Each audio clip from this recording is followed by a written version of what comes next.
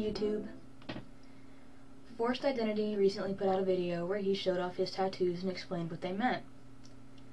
I had previously stated that I would never do a video like that, but he asked me to, so I'm going to go ahead and do it. Before I start, fair warning, there's going to be a lot of skin in this video, and nothing obscene, but more than I'm used to showing off. So, just don't say I didn't warn you. We'll go with the easiest ones to show first, which are kind of obvious. I've already explained that they're not pentagrams, they're nautical stars, but there is a reason why I have them. There was a tattoo drive in West Point, Mississippi, where the guy, Robbie Kuhn, was trying to break the world record for most tattoos done in 24 hours. As far as I know, he did 574, something like that. These were 462 and 463. All the benefits for it went to the Make-A-Wish Foundation. I think they did 6 wishes with it. But there were only 5 designs to choose from. There were 2 different kinds of crosses, a magnolia, a nautical star, and then a raccoon, because he's Robbie Kuhn. While it would have been hilarious for me to get a raccoon tattooed on my chest, or anywhere for that matter, wasn't gonna happen. So I got the 2 stars. The next ones I can show are the ones on my forearms. They're really what I call my regret tattoos. There's no reason behind them. I didn't draw them myself. They're just kind of there. But I'll go ahead and show them. I've got this one on my left wrist, which is, let me see, it's just a little blue Celtic knot, very badly done. It's not as crooked as it looks, it's just the way I have to hold my wrist. And then this, I have to move the camera for this one. Let's see. I have my little That one I actually did draw, but it took like 5 minutes for them to put in. And then, there's this one, which is just a little red Celtic knot. I have an affinity for red ink tattoos. I fucking love them.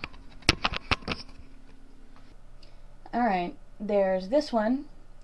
Again, just a little random fucking tattoo. That's the first one that my boss did on me.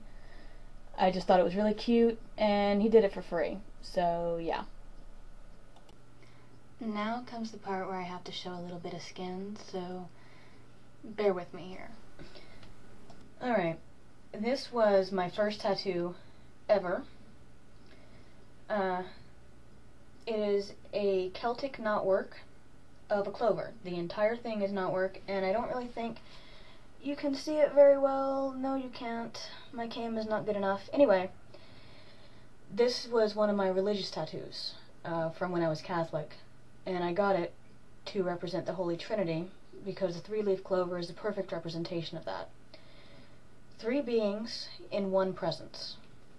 So each of the leaves represented a different part of the Trinity, so the Father, Son, and the Holy Spirit. And that's why I got that one. Right, the one I'm about to show you was my second tattoo. It's on my rib cage. It is one of my religious tattoos, and it's one that I drew myself. It is my patron saint's name, which was Uriel, or rather, Uriel's the one I wanted. My priest would not let me choose him because he was an angel, but he's still technically a saint. Anyway, but yeah, here's this one, and I drew it myself, so don't pick on it.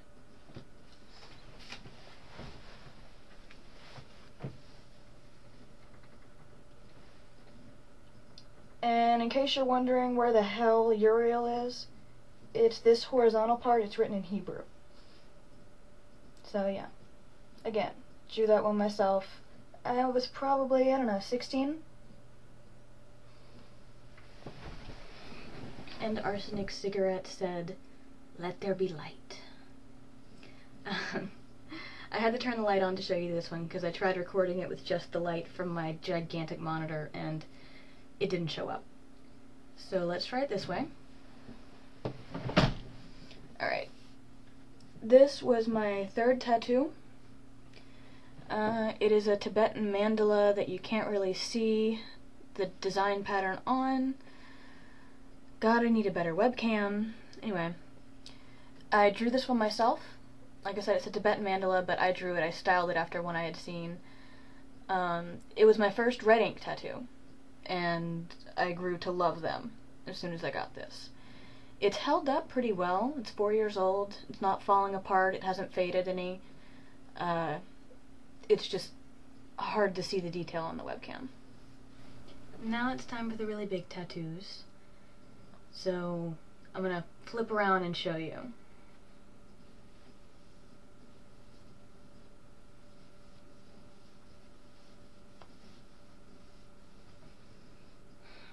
Alright. These are the 3 on my back. And it's really fucking uncomfortable sitting like this, so let me turn around and explain them. That's enough of this whole let there be light bullshit. That's better. I realize you can't really see the one on the top of my neck, but what that is it's a biohazard star that I drew when I was maybe in 10th or 11th grade. I had never really intended to get it, but when a friend of mine came back from his tour in Iraq, he took me out and we both got tattoos. There's really no story behind it. It was just, what the hell, it's free. The one below that is probably my most meaningful tattoo. I know you can't see it that well because of how blurry my cam is, and it's still kind of swollen. I had about 3 hours of work done on it a few days ago. I've still got 4 to go. I've put about 6 hours in so far. I have to put color and blend it into the other tattoos around it. What it is it's a moth with flowers surrounding it, and what makes it meaningful is that on the bottom wings of the moth are the years 1959 and 2004, which are the years in which my father was born and the year he died. My siblings and I all have tattoos commemorating him.